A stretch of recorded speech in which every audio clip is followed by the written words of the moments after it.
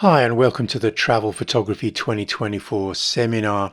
Now in this seminar I'm going to cover a range of different topics, and I will put chapter markers in the timeline that you'll be able to move forwards or backwards if you're viewing this on YouTube.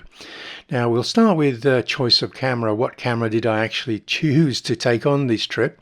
The choice of lenses, the use of AI in travel photography, street photography, tripods and filters, and creative thinking. Now this seminar comes on the heels of other travel seminars that I've created last year, namely the travel photography one that I recorded when I came back from India. Now this one does cover a lot of topics that I haven't had time or didn't want to cover again in this one.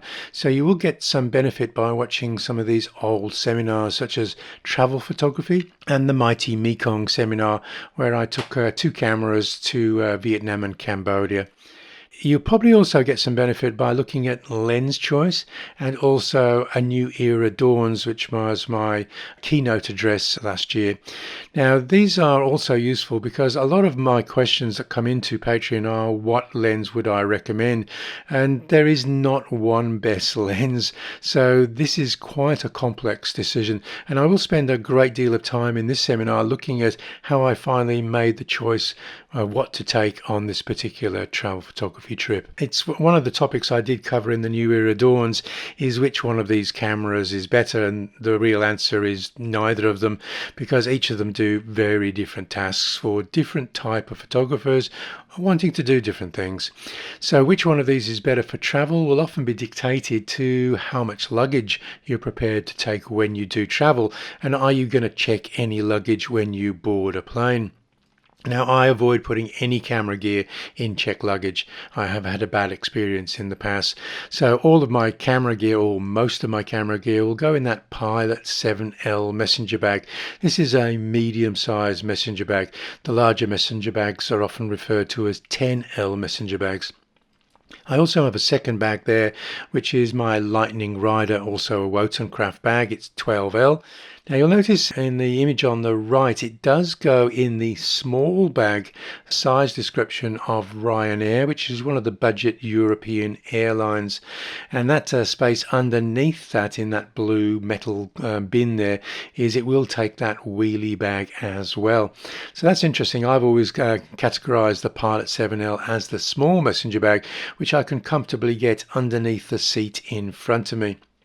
So you could possibly travel with a little bit more luggage if your international airline also supports that extra size of bag. Now the Lightning Rider, here it is inside of a carry-on wheelie bag, and it's obviously got not quite as much storage as the wheelie bag, but it's getting close, and that does have certain advantages, in fact that you can actually get it underneath the seat in front of you if the airline was accepting of that behavior. So the next one is, like, what camera would I recommend, or what camera would I choose to travel with? And obviously Sony have got a series of compact cameras that are ideally suited to the lightweight traveling photographer, and these are the Alpha 7C2 and Alpha 7CR. Now one would think that the question would just come down to, is it an Alpha 7C2 or an Alpha 7CR? And if budget was no issue, then obviously the Alpha 7CR does have more flexibility in that it is a higher resolution camera. But this is not the only choice, and it's not the choice that I made, because I chose the Alpha 7C2 Plus and Alpha 6700 APS-C camera instead of one Alpha 7CR. Now this is going to cost you an extra $600 if you were to make this choice, but this having two camera bodies does give me a little bit more flexibility. It supplies me with the option to have a backup camera in the unlikely event that one camera breaks down or is stolen. I still have that second camera. It also gives me workflow flexibility, because if I'm working with prime lenses, I can quickly change cameras rather than changing the lens. Now here you see the Pilot 7L messenger bag with two Alpha 7C cameras and two of the larger zooms that you can't actually see in this picture, but One of those is the 7200, and I think I've got the 2070 on the second Alpha 7C there. Now, a lot of photographers who are not putting that restriction of bag size on themselves might just lean towards two dual card cameras with the holy trinity of f2.8 G master lenses. The total weight of this package is a little bit high for me. I prefer to be able to comfortably put this in a messenger bag and feel that that strap on one shoulder is not digging a groove towards the end of the day. This type of gear setup I think is more suited to backpacks rather than messenger bags, in my opinion. You might be able to get this gear in a 10L messenger bag, but this is not somewhere that I have chosen to go. Now, in my New Era Dawns, I highlighted this configuration of just two lenses, the 2070. Basically, you could perhaps even consider leaving the ultra-wide angle zoom behind, because this does start at the 20mm ultra-wide angle of view. And it's a 3.5 times zoom. The only compromise there, it is an f4 lens, not a 2.8. This is the one that I took to India, and I still got good figure ground separation when working with portraits in the street. And the 7200 f4 macro instead of the 2.8 G master does give you significant weight saving, but it also doubles up as a 1.1 macro lens when used in combination with the 2 times. So that would give you a range of 20 to 400 millimeters just with two lenses and a teleconverter, and that does go in the Pilot 7L messenger bag with two of the compact bodies there. Now that 2070, it's not a heavyweight lens. It comes in at under half a kilo, just over 1 pound. Now, there has been some new lens releases since I made that first travel photography after coming back from India. This one is the one that I also currently own. It's the 2450 f2.8 G. Now, this is not a 3.5 times zoom, because the only way we can keep that weight down is to restrict the zoom range. So we don't start at the 20, we start at 24, and we can't go out to the 70, so now we're at 50mm. Some people who would prefer the 2.8 are going to get a little bit of a weight saving. It's 1.7 ounces lighter than the 2070 f4, and that might be enough. You might not require the ultra wide angle of view that a 20 would give you, so this might be a more suitable configuration for your own choices. Remember, no best lens, no best choice in this particular instance, just a variety of options to suit different needs and different priorities. Now, the GM2, just to put this in context, is 50% heavier than the 2450 f2.8. So that weight saving might be an advantage. You obviously are taking a few compromises here, in that you don't have the 70mm range, but you are working with a significantly lighter lens. And the 7200 f4 macro, the GM2, is going to be 30% heavier than this lens, and it doesn't do the 1.1 macro. So, and you are going to struggle to get the 7200 G Master 2 mounted on a camera in the smaller 7L messenger bags there. Some people might think that because I'm carrying the Alpha 6700, which is an APS-C camera, that I might be able to get a weight saving and size saving by choosing an APS-C to cover that standard zoom range. Now, Sony's 1655 has a good 3.5 times zoom range, and it is a bright f2.8 aperture, but it is actually heavier than the two full-frame lenses that I've just earmarked, so no significant size or weight saving by going for this lens. This lens is a very, very sharp lens, and it is a very popular lens for many APS-C photographers, so don't rule this lens out just because I'm saying it's heavier than the full frame. It just doesn't create any additional weight saving for people where weight is the absolute priority. That 2450, I should also point out, is going to be lighter when we're looking at total weight when we're carrying that bag, compared to carrying three of Sony's compact lightweight prime lenses, the 24 2.8, the 35 2.8 Zeiss lens, which is Sony's lightest full frame lens, and also the 50mm 2.5. They're very similar weights, so you're really weighing up is, do you want the flexibility of using a zoom, or do you want the lighter weight in your hand, even though the weight in the bag is going to be very, very similar. So if you were looking for a weight saving over that standard zoom range, and you were taking an APS-C camera as one of your two bodies, or just traveling with APS-C alone, then that Sigma lens, the 18 to 50mm f2.8, is a 2.75 times zoom, and it does give you significant weight saving over the full frame. So that is a good option, and it is a very popular lens. You only have to go to the APS-C forums to realize how popular this Sigma lens is. Slight annoying in that the zoom ring works in the opposite orientation to all of the Sony lenses, so it does take a little while to get used to if you're used to using the Sony zoom lenses there. Now, when I'm talking with these APS-C lenses, I'm going to give you full frame equivalent angle of view. So even though it's an 18 to 50 millimeter lens, its equivalent angle of view is 28 to 75. So that gives you quite a good degree of flexibility in that it covers that portrait focal length as well as the wide angle focal length. So APS-C or full frame, you can actually see the size and weight saving there by going into that APS-C. And we actually get a bigger zoom range, even though the 24-50 is slightly wider at the wide end there. So let's take a little bit of a closer look at this APS-C f2.8 compact zoom that I'm considering on taking on this last trip. It does give you the ability to capture images in quite low light environments without significant impact on noise. Now we have to say that when we're working at f2.8 on an APS-C sensor, we are getting a little bit more noise using APS-C sensors, and you're getting the depth of field equivalent of around about f4. So it's not too different from that 2070 if you are prepared to carry a little bit more weight. If I do go into dark alleyways with this Sigma lens, it's not going to be a problem for my particular workflow.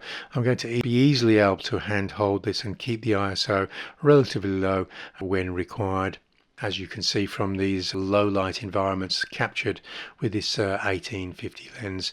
Now it does have a reasonably wide angle, even though it starts at the 28 millimeter full frame equivalent angle view.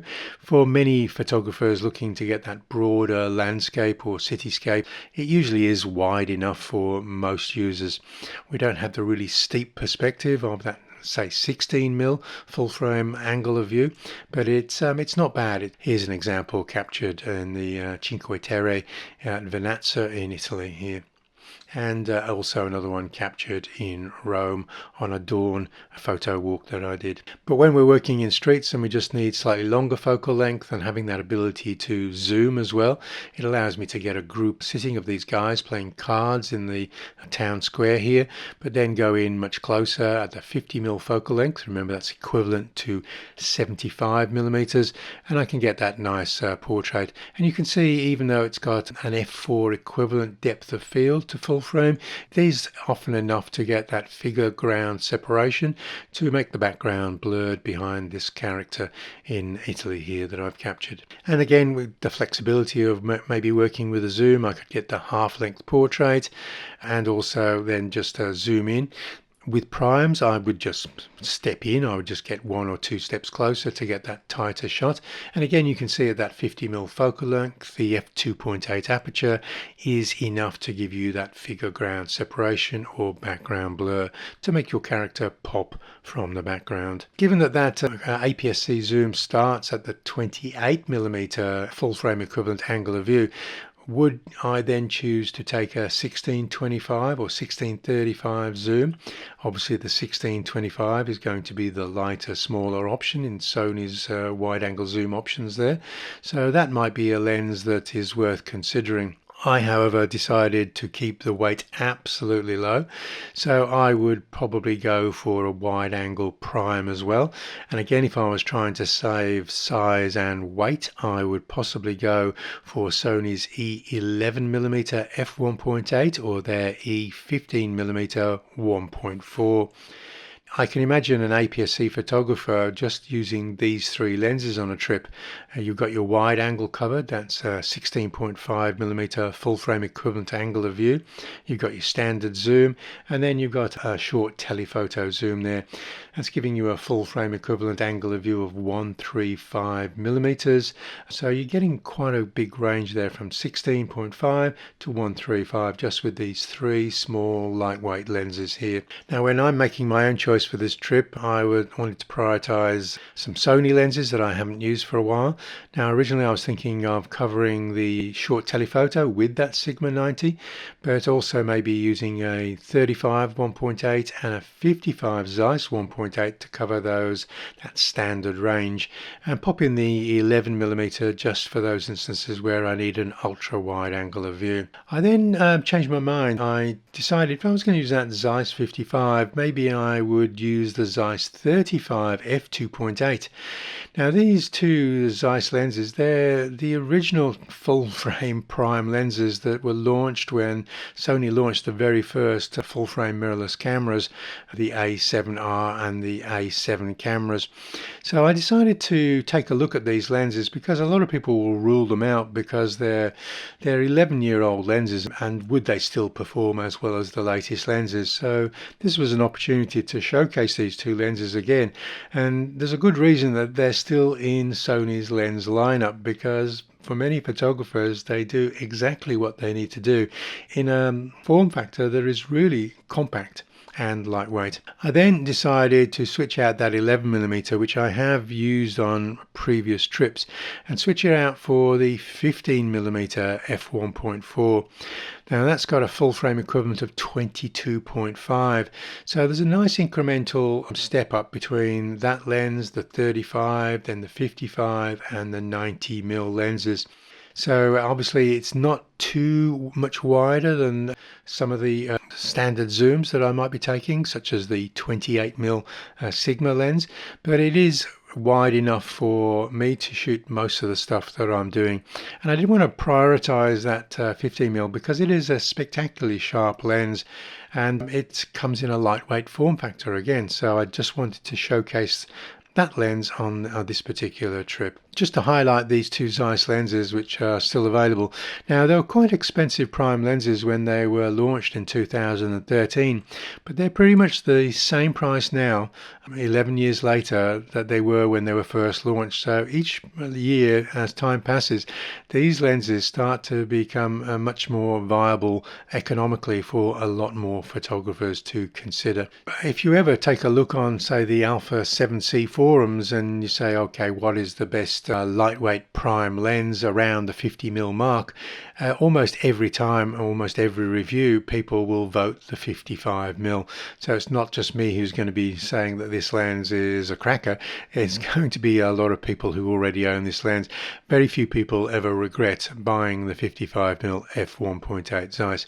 Sony does have a more modern 50mm f1.8, but it's not as sharp and it's not as fast focusing as this 55mm. So this one definitely has the premium that a lot of photographers would be looking for. Now, if I'm carrying those two cameras in a camera bag and I'm shooting, say, street with the 35mm on the Alpha 7C2, if the 55mm 1.8 Zeiss is mounted on the APS-C camera, that's becoming an equivalent of 82.5mm full frame equivalent angle of view. So that's now becoming my portrait prime that I would be using. So it's very close to that 85mm focal length that I love on a full frame camera. Again, see the flexibility of me using one APS-C camera and one full frame camera. If you're using an Alpha 7CR, you might be just tempted to go into APS-C mode when shooting with, say, this 55mm on your camera. But here I'm shooting with that 26 megapixels in APS-C camera with a nice 55 sharp prime lens there. Just before I started traveling in Europe for the summer that's just gone, I did dress up the Alpha 7C2 with this Hyogi lens hood and Hyogi thumb up rest here, and I've also got a bracket underneath the camera so it gives me access to put my little finger on that. It also enables the camera to go on a tripod with an Arca Swiss mount very quickly without attaching anything to the bottom of the camera. Now obviously it does add a little bit of weight and size to that camera, but not so much that I couldn't get it in one of the bags that I was also considering taking. Now this camera dressed up in this state was is in my retro seminar if you want to see the sort of things that I explored when doing that particular seminar. But with that camera in that configuration, I could actually lower that camera in this very small Wotancraft Cantina bag along with that 55mm lens as well. So this was an idea that I would do for some days when I went out with street. Rather than carry my Pilot 7L, I would just go out with one camera body, the Alpha 7C2, and those two Zeiss lenses, giving me the 35mm and 55mm focal lengths there for some street. And for the portrait photography, I would just have to step in a little bit closer to get my head and shoulder portraits. You need a padded insert because there's no padding with the bag if you just buy it as the naked bag. So if you're putting the camera bag on the ground, you will probably want that padding that you can see. I thought that padding also separates the camera from the area where I'm putting that additional lens. If there's ever a light passing shower, I can pull on that drawstring and then just hide the camera from a few spots of rain. Obviously it's not going to be waterproof, but it'll shield it from a few spots of rain or prying eyes if I'm sitting down at a cafe. So that bag worked out quite well in that I could flatten that bag out and put it in my main luggage when I was traveling. Okay, so let's take a look at that, a closer look at that wide angle choice that I decided to take. Now, prime or zoom, so we can actually get quite a small compact lens, just 6.4 ounces, 181 grams, if I need that 16mm full frame equivalent of angle of view. Or if you want that flexibility because you are taking it up to those longer focal lengths, Sony's lightest wide angle zoom now is that 16-25 G. Well, the lightest, smallest one with that f2.8 aperture. We do have an f4 choice as well. So just a reminder that 11mm, I wouldn't rule out using that 11mm on a full frame compact lens. If you're happy for the resolution drop from an Alpha 7CR going from that 60 megapixels down to 26 megapixels, if 26 megapixels is more than enough for your landscape photography, then that is a very lightweight option even for full frame photographers. Now I decided I would take that 15mm f1.4 G, and it's behaving in a very similar way to the 20mm f1.8. Now I have to say that 20mm f1.8 full frame lens is a spectacularly sharp lens. If you check out my review of that lens, you'll see what a bargain lens that is for performance and quality of that lens. But again, if weight and size you're trying to trim down as much as possible, that 15mm f1.4 is an excellent option because it is also spectacularly sharp lens, as I will show you shortly. And again, just a reminder, it's a 22.5mm full frame equivalent angular view. Not quite as wide as 20, but close enough. It's a fully featured lens. If you're used to G and G Master lenses in full frame, it's got the AF/MF switch, the custom button, the aperture ring, the D-click switch. Possibly the best prime lens in Sony's APS-C lens lineup. Now, the Sigma did have something very similar to this, slightly longer in the 16mm focal length, but it's a 1.4 aperture. My only thing that I would say against that Sigma is it's the size of a full frame lens. Sony did a really good job at making something a little bit wider, but a lot lighter and smaller than that Sigma offering there, almost half the weight of that Sigma.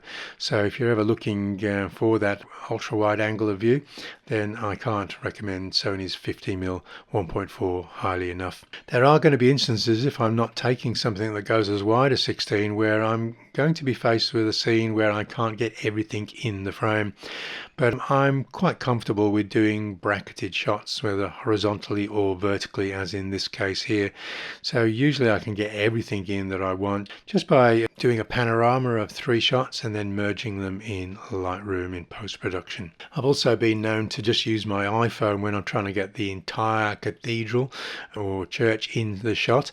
I would basically just do a panoramic in panorama mode on my late model iPhone there. Now I often just stand to be respectful to the space that I'm in. I'll just stand and then try and move the camera over the top of my head to capture what's behind me. It is quite difficult to achieve, and some people said, oh, you should just lie down on the floor.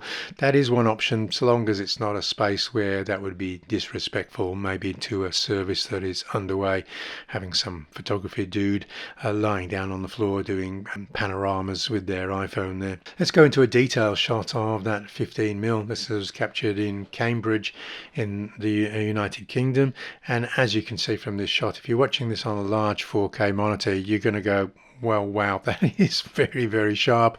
And I'm shooting almost wide open here. Now I'm taking advantage of that wide aperture, but I possibly haven't stopped down more than f2. And because it's a wide angle of view, we are getting a sufficient depth of field even at the wider apertures there.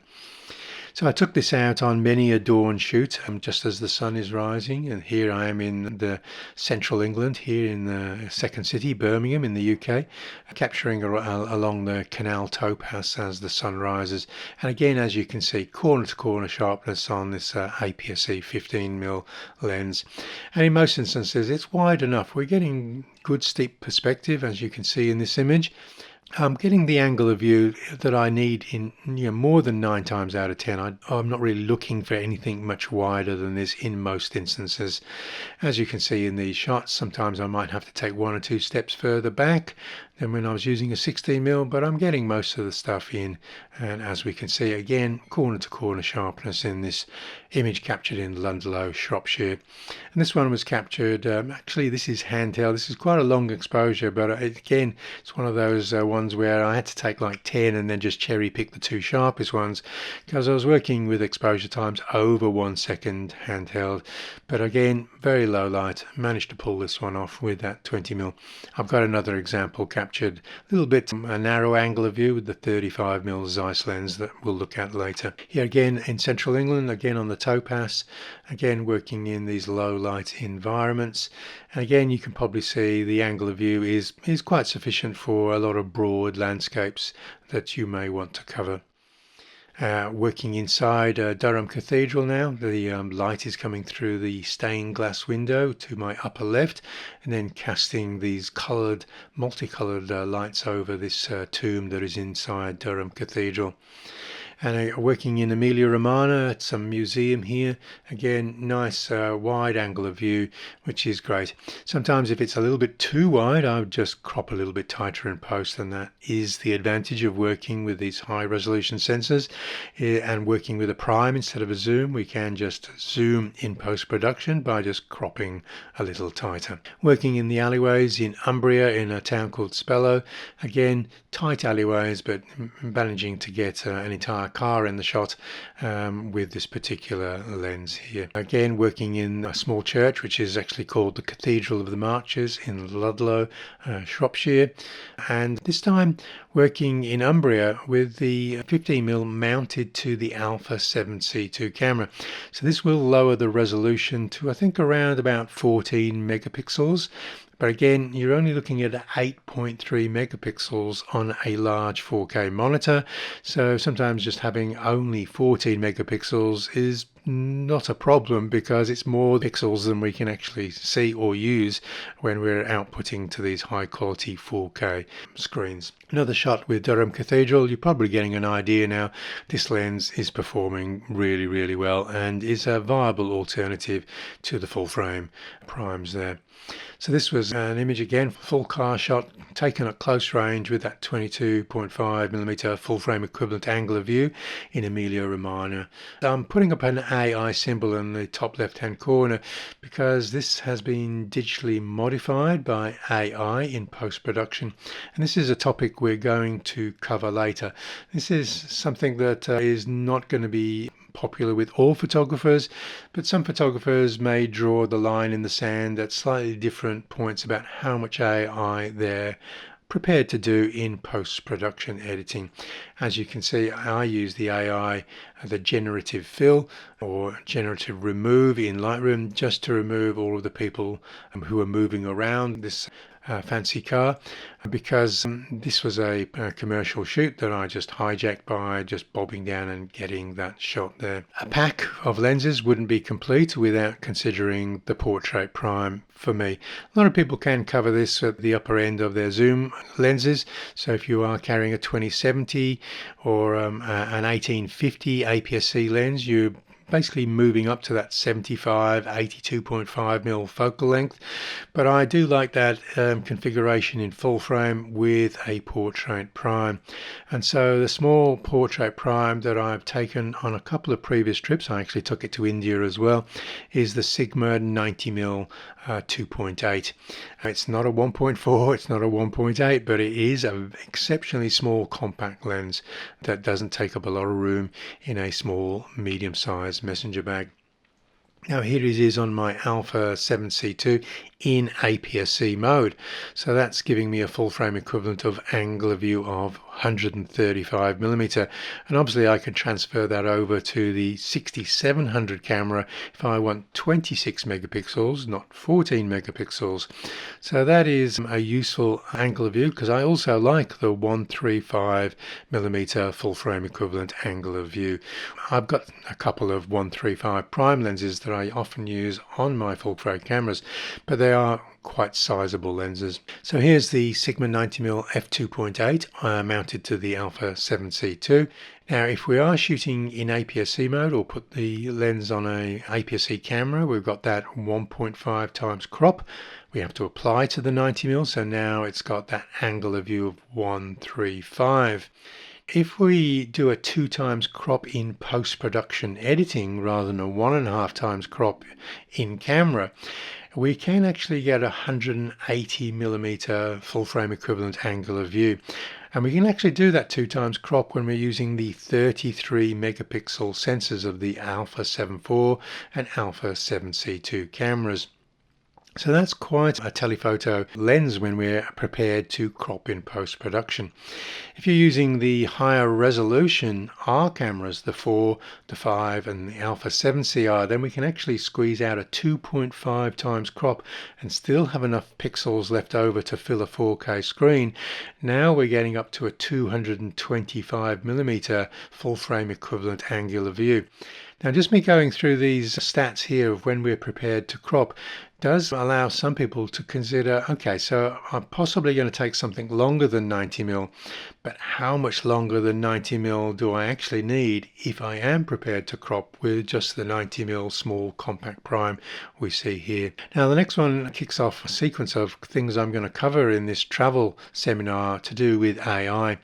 And one of these is called Enhanced Super Resolution, basically upscaling the files using post-production editing software. So let's take a look at, in this instance, where we take an image with just the 90mm and we're prepared to do the maximum 2.5 times crop because we're using an Alpha 7CR. Now that's giving me a 450mm full frame equivalent angular view if I am prepared to upscale that using post-production software such as Adobe Enhance Super Zoom or Topaz Photo AI. I'm adding in Topaz Photo AI there because Adobe Enhance Super Zoom is restricted to upscaling raw images only. So Topaz Photo AI does not have that restriction. You can upscale JPEG images as well. Now what we're looking at here is that image that are already cropped in camera, 1.5 times crop.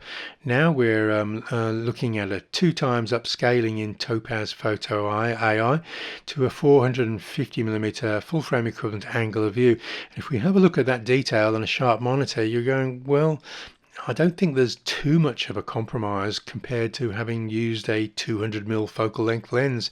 We are getting really quite sharp detail from this particular option. So for some people, they might even consider, well, what's the point of actually taking something with a longer focal length? Because I'm not going to Africa to shoot wildlife. So maybe when I'm just doing the cities and towns on a tour in Europe, do I actually need anything significantly longer than that 90 70mm prime. Here I'm pretty much decided now these are going to be the 4 prime lenses. I'm going to do 95% of my work when I travel in Europe for 10 weeks is what I decided was going to be this particular travel period in Europe. The spanner in the works came when I started reviewing an 85mm 1.4 G Master II just before I was about to depart for Europe. Now I was trying to squeeze in this review before I left, and normally Sony would request that I return the pre-production unit, and I've never flown overseas with a pre-production unit that I was testing. But when I was about to return this product, the lens manager at Sony Australia said, look, you can take that overseas if you like. And I said, but I'm going for 10 weeks. You won't get it back for nearly 3 months. And he said that was fine. And so I thought, well, that's an opportunity to use this lens a lot. And I do love 85mm prime lenses on full frame cameras. So I made the last minute call to switch out that very small compact lens, which is ideally suited to travel, to taking a G Master Prime. Now I'm going to have to squeeze all of this in that 7L, and it does indeed squeeze into that 7L. If I do take any additional lenses, they're going to have to go in the separate bag that I'm carrying, and that is actually what I ended up doing because I did want to take at least one zoom with me as well. So this is where we go into the discussion about if you were going to need a telephoto zoom to add to this, which telephoto zoom would you actually take? Now because I've chosen that 85mm 1.8 G Master II, that's taking up a sizable piece of my 7L messenger bag there, and I don't want to consider taking a larger messenger bag because that messes around with my carry-on bag configuration that I've ideally suited for flying internationally. So I'm going to choose one of the APS-C telephoto zooms. The one on the right is the highest quality. It's the 70-350. It's ideally suited to maybe shooting wildlife because it's got a 525mm full frame equivalent of angle of view at that 350mm zoom. But it is quite a sizable lens, and I don't have room in my bag for too many lenses that are not compact. So I'm going to look at some of the smaller, lighter telephoto zooms, some of the older telephoto zooms in their APS-C range. Now the one in the middle, the 55-210, is the oldest one, and it has often been bundled as a 2-lens kit with cameras such as the A6000 way back when. And some people might rule this out because it is quite an old and very cheap lens. I have to point out this is sharp enough for many photographers, as you could see from this wildcat that I captured in the rain with this particular lens. It is a sharp lens. Now it won't have ultra fast autofocus like the latest Sony lenses, but it is lightweight and it is going to give you a 315mm full frame equivalent angle of view. I however decided to choose the 18-135 because I am predominantly working in cities and towns and I'm not going out to shoot wildlife or find wildlife. I'll capture wildlife if I find it in the urban environment, but I'm not going out on safaris. I decided I'd take the small compact 18-135, and I have taken this on previous trips as well. I took it on my mighty Mekong trip as well and got some excellent results there. It's not blessed with a super wide aperture, but it is blessed with a 7.5 times zoom, and that if I'm just going out for a day and I don't want to be switching primes, I don't want to be switching cameras, and I'm with my wife just walking around a town and I've just got one camera, one lens in a bag, it's likely to be this one. It's going to be the 18-135 just because of its flexibility of zoom range. That's a 28-202.5mm full frame equivalent zoom in a very small compact form factor there. So it performs well at the wide end, but if I need that zoom capability, here I'm zooming this in a location not too far from that first shot on the River Wear in Durham, and you can see that I can get the shots as well. So it's giving me that flexibility just on a day's walk around the ancient city of Durham in the UK. Here I'm in Stockholm towards the end of my trip, capturing at the wide end, and I'm just going to zoom in to say, well, how sharp is this? You're probably looking at on a 4K monitor, I hope. So when I zoom in, you're going to go, well, it's not bad for a cheaper, compact APS-C zoom. That's possibly sharp enough for what I need. And of course, because I've got that 135 focal length, I've actually got that 200mm reach without going into any AI editing in post-production. So that is another good option. Here I'm shooting architecture, getting the flexibility of the wide angle of view and also some little tighter shots by zooming in using that big zoom range of this 7.5 times zoom. Here I'm on a walk in West Bay in Dorset on the Jurassic Coast, and here's that 4K image and taking out some detail shots. It's got quite close focusing capability, so we can get some detail shots from this as well. And talking about close focusing, its maximum magnification ratio is 0.29 times. There are better close focusing lenses in Sony's lens lineup, but this is not bad. And this is captured at the 135 focal length, as you can imagine. The focus motors are quite quick, so I'm not going to say it's got 100% accuracy with bees that are flying around, but you will pull off some sharp images if you're trialing this. Now, because I am prepared to crop in post, I can actually increase the maximum magnification ratio from 0.29. We've got quite a tight crop in post-production editing here, so I guess this image would be closer to a magnification ratio of 0.5 times, which is the same as that 7200 macro prior to putting teleconverters or prior to putting it on an APS-C camera. So that's quite good, and as you can see, I'm getting up quite close and personal with these bees in the UK at the beginning of the trip. And if there is a swan further out in the river, rather than having to wade in, I'm usually got the zoom capability of just zooming to 135 and making that white swan fill the frame. Nice black backdrop, which is the black of the arch bridge behind this particular swan. Here I'm taking out a heron on waterfall, again in the urban environment, so I've just found a vantage point that I can get reasonably close on a bridge crossing the river, and again close enough in most instances, and I haven't really cropped tightly in post-production editing on this one either. And the focus motors are quite quick on this one, so you are going to get some birds in flight. You'll probably miss a few as well. It's probably not as fast as the 7200 f4 macro with its linear XT focus motors, but you are going to get some birds in flight if the birds are prepared to fly close to you. And again, a telephoto zoom shot in the River Wharf at Bolton Priory of this kid enjoying himself throwing rocks into the river. So because I decided not to take just one of these zooms, I decided to take both of them just to give me a little bit of flexibility. Remember, it's a 10-week trip, so I'm going to have to give myself a change in workflow from day to day, and mix it up, whether I'm using two cameras or one camera or multiple primes, or occasionally when I'm feeling a bit lazier, just to use one or two of these zooms.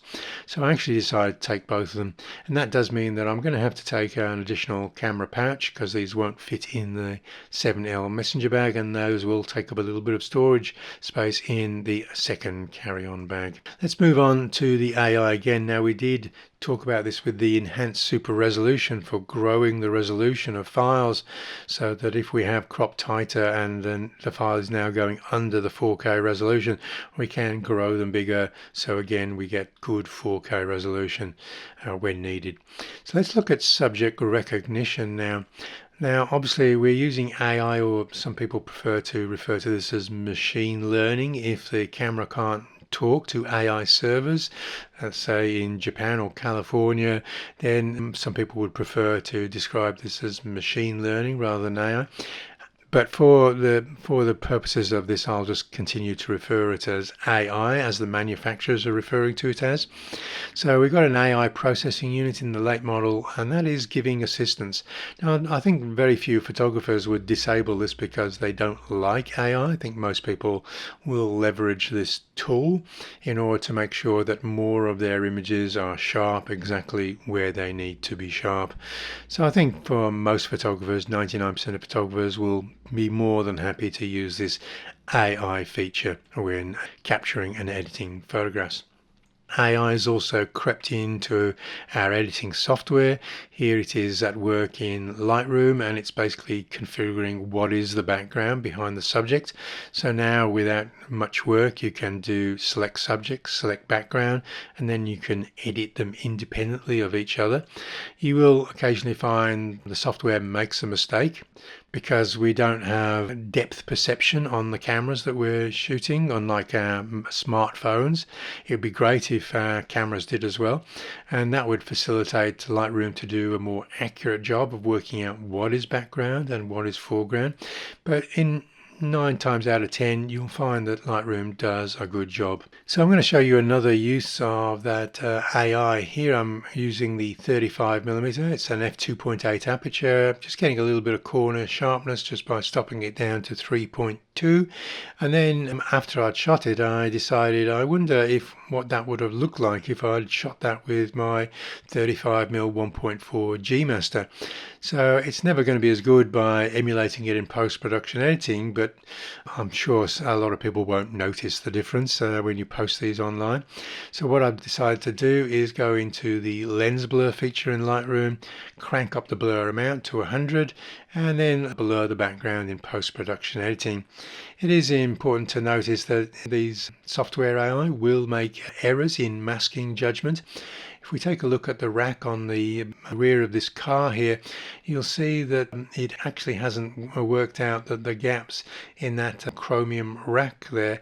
We've got a leaf from that plant in the background, which is sharp, so we need to go in and do a little bit more work with that mask manually just to tighten it up so we don't leave any of these errors when we finally post the images and have somebody else point them out to us. Let's look at AI DeNoise or AI noise reduction here. Now this crept into Lightroom software. It was available in Topaz and DxO and it's finally arrived into Lightroom as well more than a year ago. And we can see that now we're quite comfortable at shooting at ISO 3200 even on the APS-C cameras now, and then just clean up the images and post-production editing. So if we zoom in to 100% magnification, this is pre the DeNoise, so pre-AI, but then when we apply the DeNoise feature to the raw file, it cleans it up so it looks like it was captured at ISO 200, not ISO 3200. So again, ISO 3200 in Stockholm on a very dark rainy day here, just cleaning up the images. So if you are giving the option for people to zoom in, that you often get when you post your images to say Flickr Pro.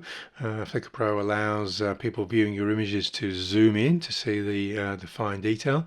Then they're not going to be zooming in and seeing the noise. It says 1/8 of a second handheld ISO 3200 at night. So you can see the glow from the smartphone there illuminating this chef from one of the restaurants in one of the alleyways. Now if we zoom in, you're going to see the noise. Interestingly, many of you would not have noticed the noise until we zoomed in, but if you are wanting to have these images displayed on 8K monitors or make large prints, or you're cropping tightly, you might want to put the DeNoise feature over the top of your image.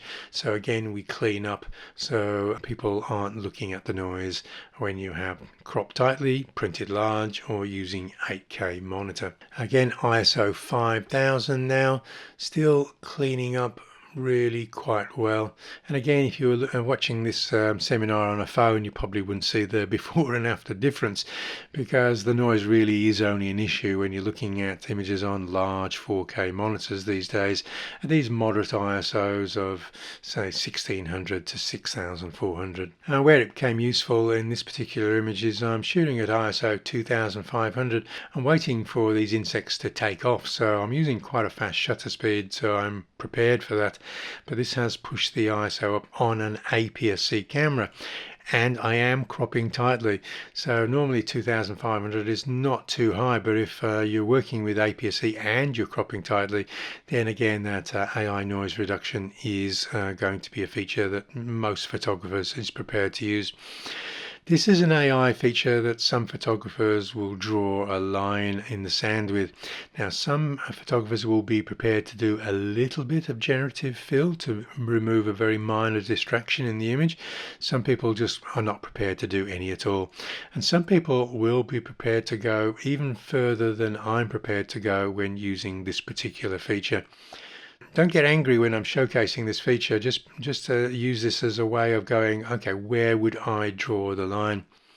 Now, when I was in Durham, I was looking for a particular nighttime vantage point to shoot the cathedral, and I worked out that there was a particular alleyway called Owen Gate leading up to the cathedral that struck me as a good vantage point to shoot this particular aspect or vantage point of the cathedral. So when I actually shot it, I thought, well, that's not like the images that I was looking at on stock libraries. The cathedral looks much lower in the frame now as it's going behind that brow of the hill, and we've actually got two towers and not the one tower that I saw in the stock images. Now, Durham Cathedral does have another tower just out of view to the left there, which is not in view because it's behind that building. But the ones that I was looking at on the stock library only had one central tower, and it was higher in the frame. So after taking this image, I thought, maybe I'm just standing in the wrong spot, or it was taken from a window, or then I thought, okay, this image is not a real image at all. It was completely generated up from prompts using an AI engine. Now, this is somewhere that I'm not prepared to go, and I think most photographers who love the craft of photography also don't want to be sitting at home. They would prefer to be traveling the world taking their photographs rather than coming up with paragraphs of prompts for the AI engine to do it.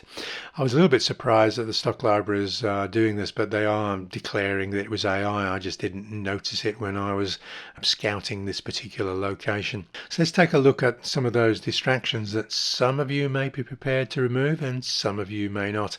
Now, I will always declare the AI if I think it's a little bit significant, but if it's a minor removal of a distraction, then I might not declare that AI removed it for me.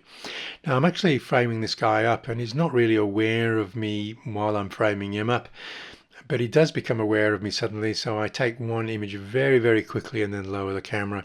He's probably not even aware that I've taken his image, because this is the split second where his eyes raise to meet the camera, and so the camera gets lowered immediately and he sees my smiling face, and he doesn't really know whether I'm taking the picture of the museum steps or him, because he doesn't really know the focal length of the lens I'm using either. But there is a distraction in the background. I was waiting for that woman to step back or walk out of the shot, but it didn't happen. So would I remove that?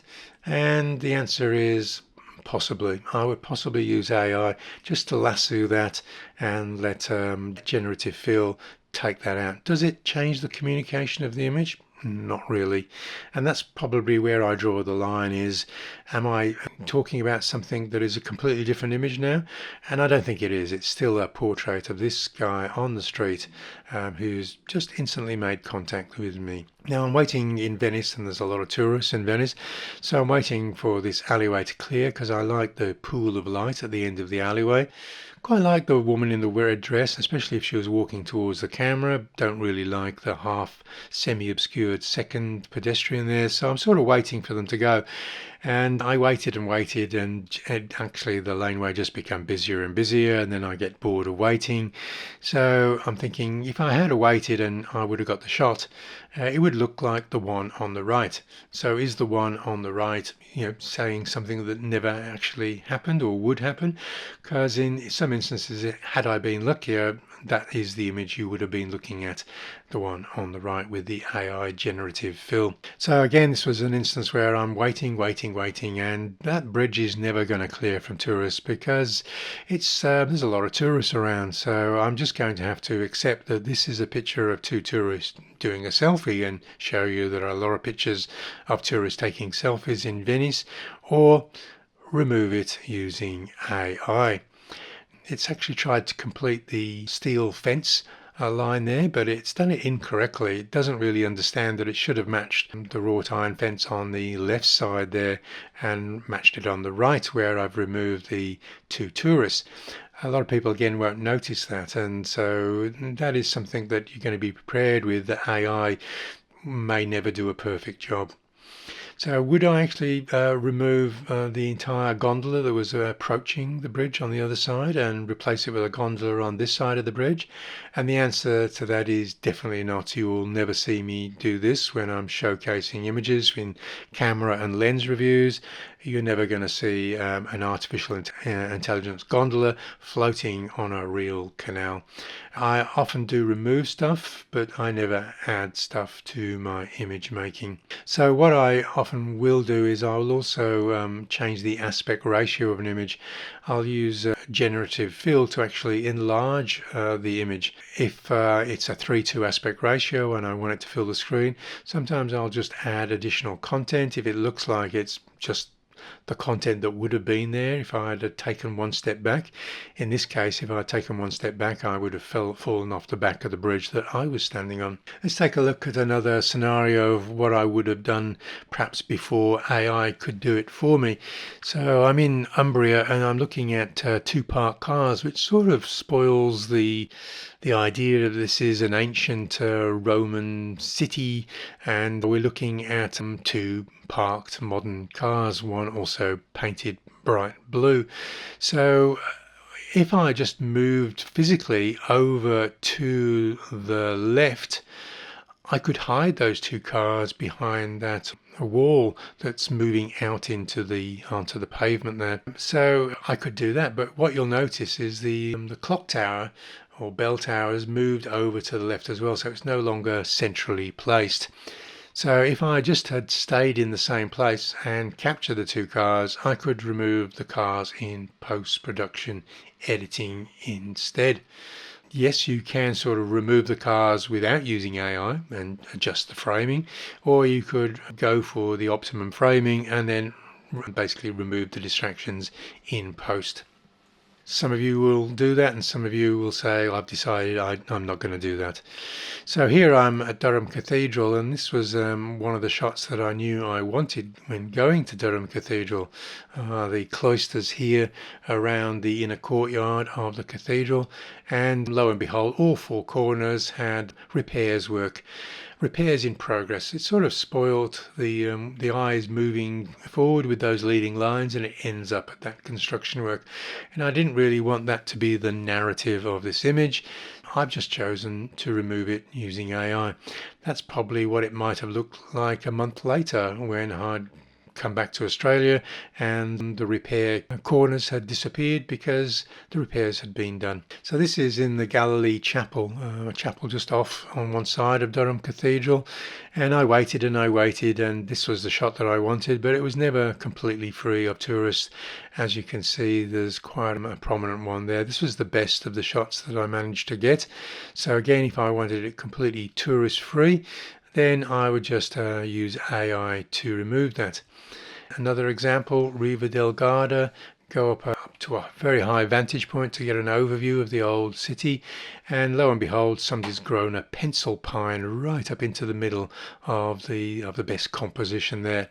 So do I live with the pencil pine, or do I pretend that the pencil pine wasn't there because I came here 5 years earlier, or the pencil pine blew down in a heavy gale? And that's the sort of shot that would result in those instances. This is again Riva del Garda, and we've got a few distractions. How many do you remove? How many would you remove? I've decided I'll remove the person hiding behind the wall having a cigarette. I think I might remove that tourist sign there, maybe the bicycle, maybe I'll even remove the modern lights that wouldn't have been there when this building was first constructed. So, and AI is more than up to the task of removing them all. And here again at a museum in Modena in Emilia-Romagna, a lot of 20th century paraphernalia. I think those steel bars are also add-ins for earthquake protection. But how many of this stuff do you remove? I would remove enough for it to be a clean design image. I've left a few of the lights screwed to the walls there, but removed some of the distractions that were making it a busy image rather than a clean, sort of tranquil architectural image. Here I'm shooting some street photography, again just grabbing whole sequences of images as people pass me by on bicycles. I could notice that bicycle coming in the opposite direction. I could remove that, or I could just leave it in place. And again, does it change the narrative? Probably not.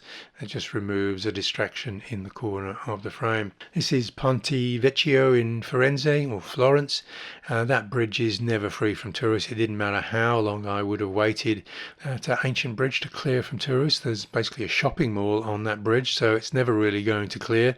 So would you clear that in AI and say this is what the bridge would look like without tourists? I'm not too sure whether I would bother doing that, but if you just wanted the architecture and none of the distractions of the people, then AI could come to the rescue. This is one that I'm more likely to do, is we'd moved further down the river, capturing back at that bridge, and I noticed just over my shoulder a very stylish Italian woman coming in on her bicycle, dismounting while the bike is still moving forward, and I managed to roll off just one or two frames of her just in the process of dismounting.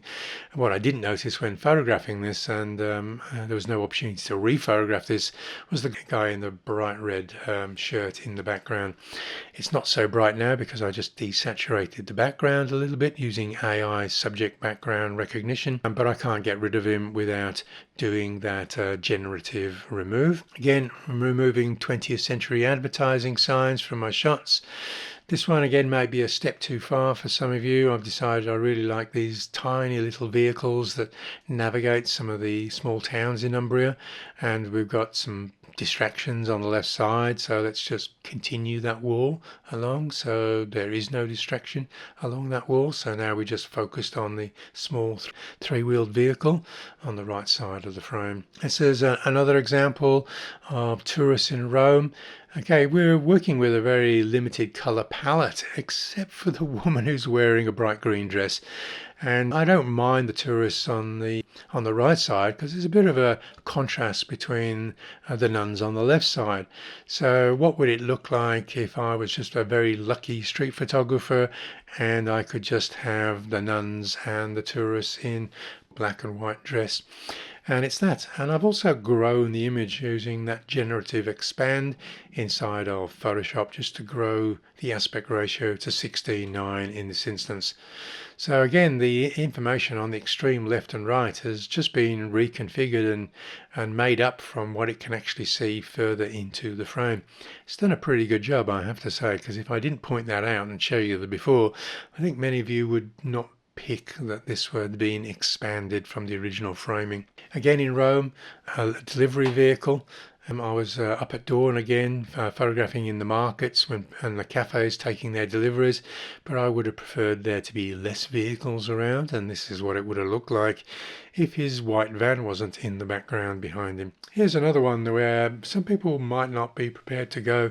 This character performer at a castle in Ludlow, dressed up in great clothes, and he's got a great character face and he's doing a great expression. It's almost the perfect photograph, except for his clumsily stuck on fake beard.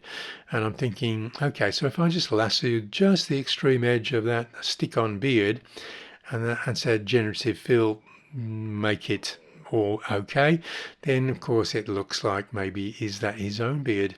That does change the narrative a bit because he's not really Henry VIII. He's an actor playing Henry VIII. Again, so you have to draw the line. Would you do this? Would you do this and declare it? Would you do this and not declare it? And that's up just for personal choice, I think. So going back to that original image, I was at this car shoot of this Maserati. Somebody actually asked me who was involved with this commercial shoot and that I wasn't allowed to take the photograph. And I gently reminded them that we're in a public space. And of course, I'm perfectly allowed to take images of a car on a public road in a public space. and then she left me alone. So here is the result, and I've actually retouched the panels because the door panel of the car was also reflecting some pedestrians who were just out of frame, just looking at this beautiful Maserati car. So AI face recovery, not quite done with AI yet, is this was an instance where I was using the fast focusing 85 1.4, but a lot of the shots were grabbed. They were just raising the camera or shooting from the hip, and occasionally when you're shooting so quickly, the camera really just doesn't have time to lock on and track. Maybe the subsequent shot was okay, but this was the shot that I actually wanted. So do I just discard this shot as a missed shot? The focus is actually on his umbrella behind. So obviously the facial recognition hasn't quite kicked in the split second that I captured this. So I could actually take it into Topaz Photo AI. Doesn't get all of the way there. We can't see any individual strands of beard hair there, but it actually pulls it a long way. And if I was to zoom out again, a lot of people wouldn't notice that the focus was slightly missed in this instance. So let's take a look at the subject of street photography. Now, when I started posting almost on a daily basis, a few people contacted me and saying what I was doing is actually illegal in Europe because of changes in privacy laws in EU law. I'd just like to say that those laws are extremely ambiguous, and it's absolutely not really clear how much you're allowed to do and how much you're not allowed to do, because there are exemptions to these laws, and one of those exemptions is freedom of expression. And I think as a creative photographer, I'm expressing myself creatively, and so I think that exemption applies to me. Now, freedom of panorama is actually another subject, and a lot of people may not be aware of this, but some people have copyrighted their buildings, and you're not actually allowed to photograph their buildings, even though you're in a public space, without getting permission from them. The most bizarre one I've heard of is it's legal to photograph a picture of Paris with the Eiffel Tower and the skyline, but not take a picture of the Eiffel Tower at night because their light show is copyrighted. And you would be breaking the law if you maybe did a model shoot and at night and the model was standing in front of the Paris skyline and the Eiffel Tower was lit up. You would effectively be breaking the law by posting that, even if you're just posting it to Facebook, because of the advertising that Facebook carries. That is a commercial outlet. So how much are you prepared to look at these? And I actually will not stop doing street photography until somebody tells me expressly that this has broken the law and I risk getting arrested if I continue to do so.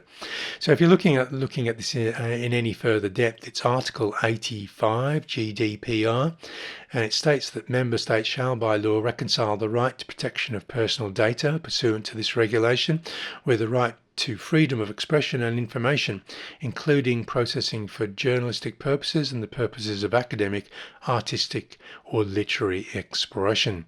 So I think, and this is my interpretation because it's very grey for me, is it could therefore very well be argued that street photography would fall under artistic expression and therefore be exempt. There is a link there, and maybe I'll put the link in underneath the video in the info section. So if you want to read an Italian street photographer who has also shared that opinion, and he's prepared to carry on doing street photography. Over there on the right, you can see my route that we travelled in Italy, and that is predominantly by rail rather than car. The first one from Milan to Riva del Garda, the big lake in northern Italy, was by car. The rest was by rail. I'm often photographing people who are unaware of me because they're preoccupied just going about their daily lives, and they're not really aware that there's somebody standing reasonably close to them with a camera pointed in their general direction. Stand there long enough though and their peripheral vision will see something and they'll turn or raise their head. There's going to be a split second where their eyes meet the camera. So you might say this guy is very unhappy with me because I'm taking a photograph and I haven't asked his permission yet. But I don't think that whole mood change has actually swung in. That expression is the expression he was using when he was looking at his mobile phone. So, and when he actually sees me, the camera is no longer at my eye. and I'm looking at him, smiling with him, and I even sometimes do a wave to basically say I'm not a threat. I'm just a tourist with a camera taking pictures in his home city.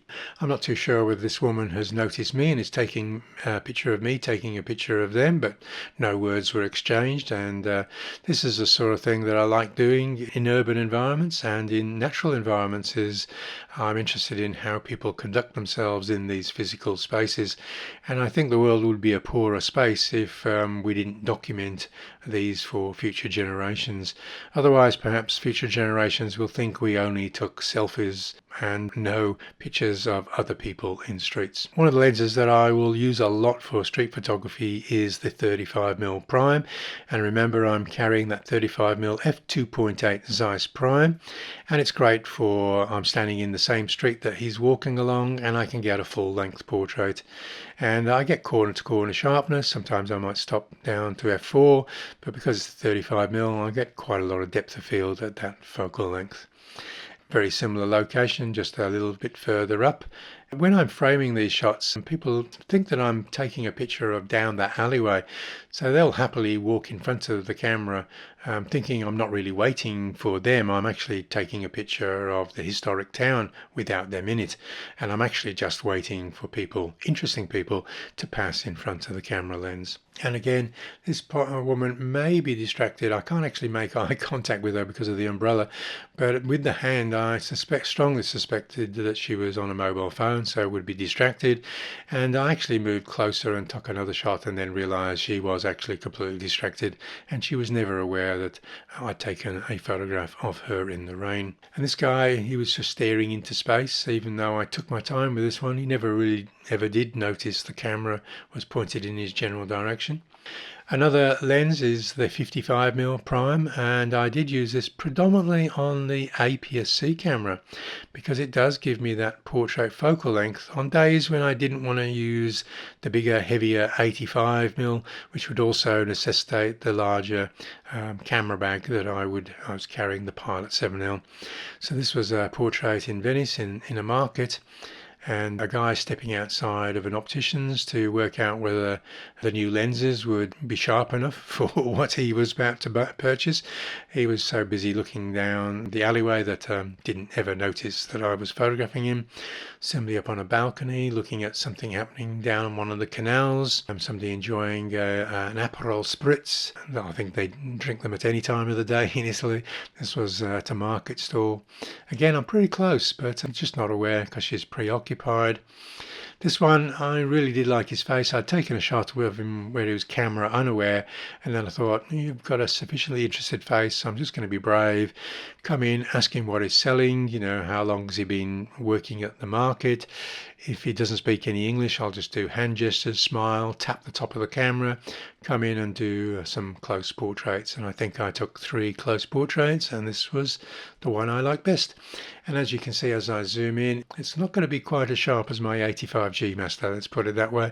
But again, it is quite sharp, and this is shooting wide open, so it would be a little bit sharper if I just stopped down to 2.8. Cafe barista making me my morning coffee. I asked him where did he learn to make coffee so well, and he basically said in my hometown of Melbourne.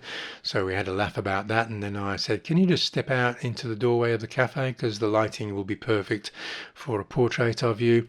And he said, oh, would you share those with my Instagram coffee page? And which I did. Another guy in Venice and another guy in Umbria both asked with permission.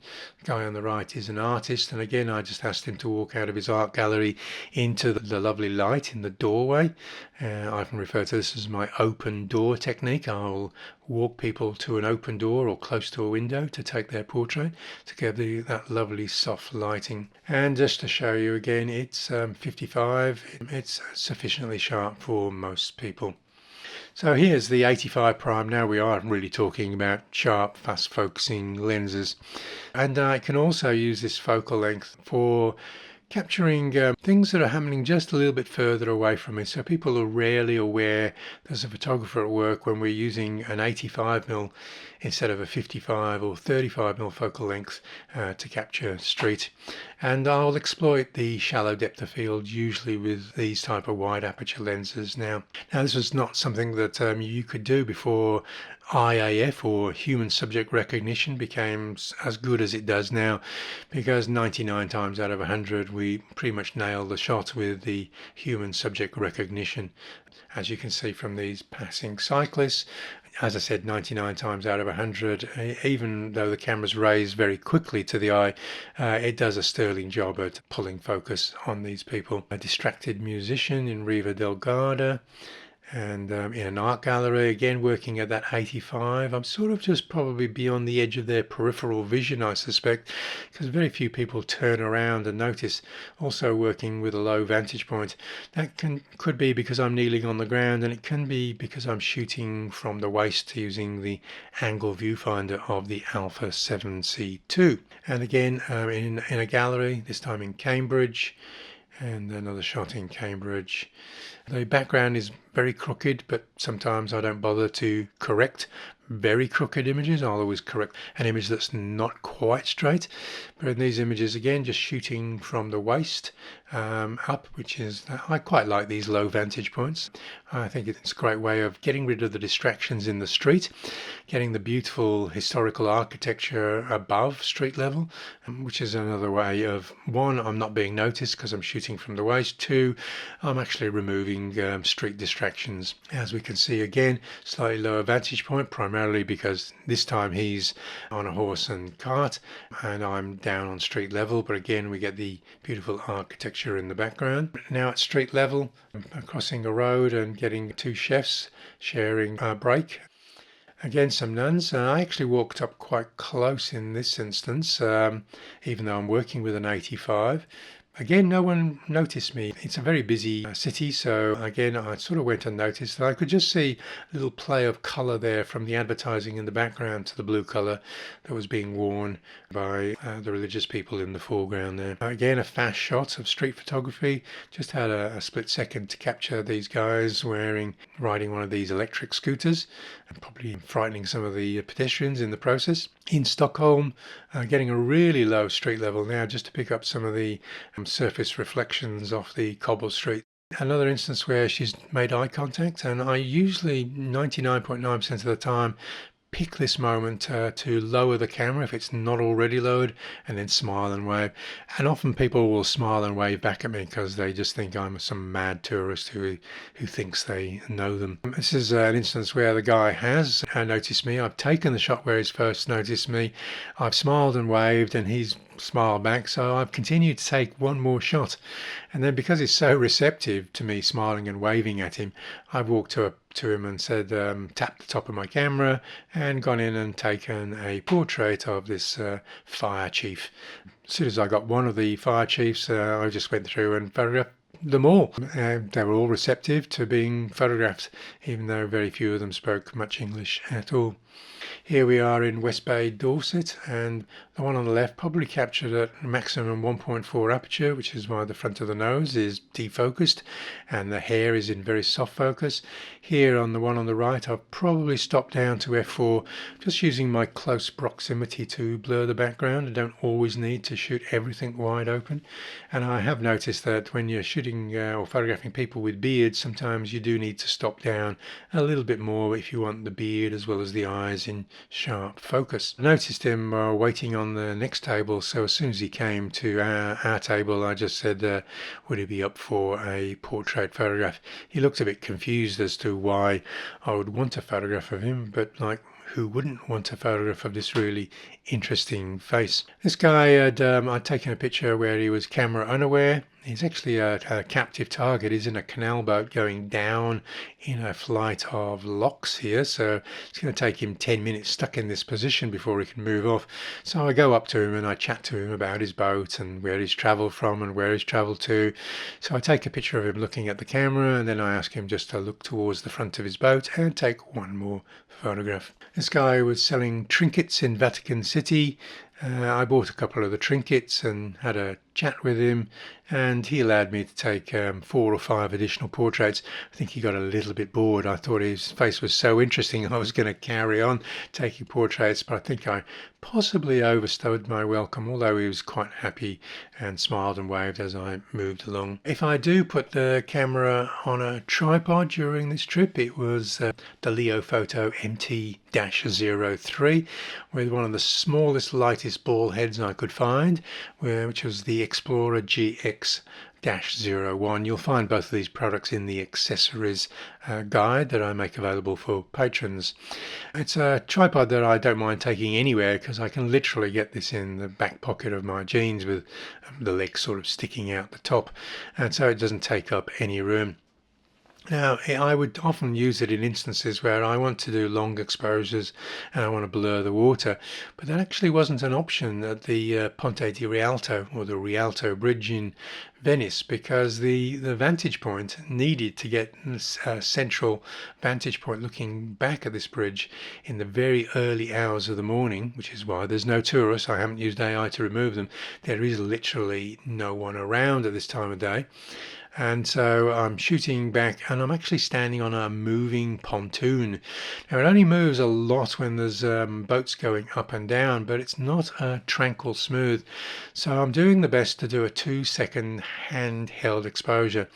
Now, most of the shots were not sharp, and so I'd got through a dozen shots before I found one that was acceptably sharp, and maybe 15 shots before I found one that was pin sharp. But 2 seconds, that's saying something for the steady shot, how good steady shot is in the late model cameras, because we've moved beyond 5.5 steps now to 7, 7.5, 8, 8.5 steps steady shot. Now, using a tripod on the moving pontoon would not have worked, because it would probably resulted in even more subject blur. Now, being such a low tripod, people often say, well, surely you need to get a little bit higher sometimes, and I just am very good at looking for nearby walls to put my tabletop tripod on top of. So I'm standing on the Bridge Academia looking back to the Basilica and getting a 25-second exposure with this particular camera configuration. So here's the configuration. That's the size of the tripod with the Alpha 6700, the 18-135 lens, 30-second exposure. There's quite a few tourists still out at this time of the evening on this beach, but they're moving, they're walking up and down the beach, so there's only 1 or 2 of them that are actually registered as people that you can actually see. There's a little white dot in the distance at the foot of the cliffs there. The very long exposure not only smoothed the water but got rid of the tourists without using AI. Filters, because I'm using very small prime lenses, I can take very small filters, just 49mm and 55mm. In an ideal world, I could have taken a series of lenses that all shared the same 49 or 55mm filter thread diameter, but that was not the case. I took 2 filters of each diameter so that I could stack the filters if I needed to get a very heavy or dark neutral density filter, and that possibly was the case in that 30-second exposure that you just saw. I would have stacked 2 of these ND16 filters together. Here's the tripod again on the ground. I actually like low vantage points. Even if the camera wasn't on a tripod, I would predominantly choose a very low vantage point because it brings the foreground into the image, so you get a good sense of place. You know where I'm standing in order to take a picture of this very old pub in the Yorkshire Dales. And what you're seeing there is, because the camera is very low and tilted up to get the top of the pub in, you will see converging verticals. That's the buildings leaning in towards the center vertical there. Now, you can correct that in post-production editing by doing something called keystoning. You'll find that in the transform panel of Lightroom, and you just move the vertical slider or just click on the auto option. And this one captured in Riva del Garda with that tabletop tripod, picking up the wet street cobbles in front of me. And again, I do like this low vantage point. In Venice, using the same tripod, an ND filter was used because we're in daytime looking for long exposures, trying to clean up those reflections with the longer exposures. Stockholm, again with the same camera lens configuration. Let's finish off this seminar by looking at some of the creative thinking. I've just put it under a category of creative. Now, this might not be very creative for you, but I'm just moving slightly outside of the box of what I normally do with portraits, action, landscapes here. And one of these, somebody was quite rude about one of these images. It's actually a popular style of photography called intentional camera movement, or ICM. Now, I was on a late night water bus in Venice, and I couldn't handhold the exposures, and I can't use a tripod, so you just stop taking photographs. And the answer for me was, well, I can't stop taking photographs, so I'm just taking long exposures with the camera handheld. I might even just purposely just sort of jiggle the camera a little bit to exaggerate the camera movements, which is what you're seeing here now. There's basically three distinct positions of where the camera was jiggled when with this long exposure. Another creative thing that you should always be aware of when moving around cityscapes is bridges. Bridges are useful. There's things often sitting underneath bridges, and sometimes if staying on top of bridges, you can look down on things and people who are completely unaware. People generally just don't look up, and so you can get all manner of life passing by and none of them will ever see your camera. And also sometimes the reflection can be more interesting than the subject, and so here I am photographing the reflections on one of the Birmingham canals, again handheld. So using puddles is a great way of capturing things without 25-second exposure, because puddles are usually still and do provide a rich resource for reflections. So when I was in Modena, they had a lot of rain in Modena, so I went out on the rainy days and used puddles as one of my creative resources for reflections. And in Venice, there's usually a lot of puddles around Venice, because often Venice is underwater, sometimes just a little bit of water and sometimes a lot of water, and locals go about their business as if the water is just not there. Here I'm working with reflections. I'm having a light lunch in an Italian cafe, and I notice there's a fridge behind me selling soft drinks, Pepsi, Coca-Cola, Fanta drinks, and that is reflected on the wall on the outside of the alleyway there. So I'm just waiting for pedestrians to walk into that target reflection and then take their picture. And I did a whole series of these. I probably took too many of these. I've got like 20 or 30 of them. Looking up, sometimes people start photographing when they've arrived, but sometimes there's a great joy in photographing whilst in transit, from train windows, bus windows, and on moving escalators. And that is the case of this one. I just took a whole sequence of images, and one had the perfect composition for me. And again, looking up to a lift that was out of use, but looking out, going up towards the roof level there. Looking up in a building, basically an office building with a few cafes and restaurants in, and just noticing the beautiful architecture, modern architecture, if that's the sort of architecture that floats your boat. And noticing we've got good star shapes from that 15mm lens that I'm using there. Here's some interesting architecture, sometimes just being creative with the subject, looking for a different angle of view that you haven't previously explored. And that's basically just the fixtures onto the outside of a modern building, and that's the way that most people will see that. But I've just gone right underneath that and zoomed in, cropped tightly, and there you go, looking up towards the grey sky above it. And in castles, always going in and looking up to see what can be found above as well as below your feet.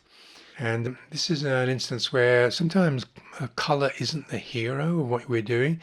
Sometimes when you've been there and you realise actually it's the patterns of light and shade that are a hero. The colours are okay, but they're not as interesting as just the patterns of light and shade, as is the case with Bolton Priory. This is not early morning or evening. It's such a big building that's creating some interesting patterns of light even towards the middle of the day. And so I decided just to drop the creative styles to black and white. Shooting in RAW, they're still going to be in color, but it just helps you compose the shots when we're thinking about light and shade, and color can be a slight distraction. Sometimes just looking in the camera at what is previewed in black and white can help you frame up the best black and white compositions. And Ludlow is often described as a black and white town because of the Tudor architecture. And so sometimes when you mix that Tudor architecture with sunlight and shade, sometimes again that might be an instance where you just go, you know what, I'm just going to drop the color from this series of images. I'm just going to shoot the whole town in black and white because it's a black and white town. This is another example from that same town. Again, this is earlier in the morning now, just getting some interesting light and shade patterns there. You probably notice I've got a black and white seminar if you're interested in that as a genre. So if I was to correct auto white balance, we'd be looking at that inset image in the top left hand corner. But if I was not going to correct that, it actually creates that nice blue feel. And sometimes an early morning tranquil shot, sometimes color can communicate a certain mood. No, it's not accurate color, but is it the right color that conveys the mood rather than the reality of the color palette that was actually there? And so what's to be said about being faithful to the mood rather than to the actual color palette? So I've decided to actually just go with the blue colors that the auto white balance actually captured incorrectly on that instance. Sometimes when working around an urban environment with an 85mm lens, you might think, oh, it's just too long a telephoto lens. We really need to be shooting with an ultra wide angle. And sometimes actually you can actually just work with patterns, flat two-dimensional patterns, which one of the advantages of a telephoto lens, or one of the differences I should say, not advantages, is its perspective compression. Rather than steep perspective, you get a flattened perspective. So that does tend to create these images that look like they're more patterns than three-dimensional. And so that's what I was exploring in this particular image. You've seen a lot of single hero images, but I'm generally, as I'm moving around, I'm looking for sequences of images that tell a narrative. So for instance, I used a couple of the portraits from the 85mm prime, which were captured at the Melplash show, which is an agricultural show at a town we were staying in. And you can see that rather than just shoot portraits, I've shot the pigs and the sheep and the rams and the cows and the people visiting the show and the judges and the farmers. You know, I basically just cover it pretty much from every angle I can in order to create a narrative or story of what it would be like to spend a day at a agricultural show in the UK. Same, this is a much smaller duration, but in Vernazza they were bringing in the small boats because there was a bad weather forecast, so they didn't want their small boats out in the harbour when the bad weather arrives. This is something I'm sure they probably do semi-regularly, which is to move all of the boats into the town square. So the town square just becomes crowded with these small boats. So again, I capture it as a narrative, so rowing the boats in, moving the boats up the beach, pulling the boats into position in the town square, covering the boats, and a couple of the local onlookers watching this pantomime take place. And the other thing that I often do is I start collecting interesting things that are in the bigger picture but maybe go without notice. Whether they're small doorways or small bits of architecture, small pieces of ornate dressings on top of things, religious sculptures, even bell pushes on apartment buildings. Just interesting textures and patterns and colors that basically create a richer tapestry of life in these towns that I was traveling through on a weekly basis. And one of the things I did decide to do on the first day in Venice is just collect pictures of the gondoliers. I'm sure they're photographed a lot, so some of them are photographed when they're camera unaware, but I was brave enough to approach some of the gondoliers and get them to pose for a particular shot. Just to finish off this section is when faced with things that have been photographed a million times before, do you photograph them as they are, or do you look for a different way of photographing them? So in Firenze or Florence, there's the statue of David in the square, and it's a replica of the statue of David in the square, and you just photograph it like every other tourist that summer photographs it. And I decided I want David in the frame, but he must be in the background. And so what I photographed is a pigeon in the foreground with the statue of David looking at the pigeon. Okay, so that was my creative take on how to photograph something that's been photographed a million times before. Hopefully you've got something out of this. If you've got any questions resulting this from, you will be able to answer in the monthly Q&A forums. Remember, it's possible just to upgrade to the Q&A Premium Plus tier just for 1 month, and then downgrade again just to the premium tier. So never be afraid just to upgrade if you just want to ask a lot of questions just for that 1 month. You don't have to wait till the end of the month to change the tier back again. You will get a month's service at the modified tier that you've paid for before that runs out. Okay, I'll catch you online, and hopefully you've enjoyed this travel photography seminar.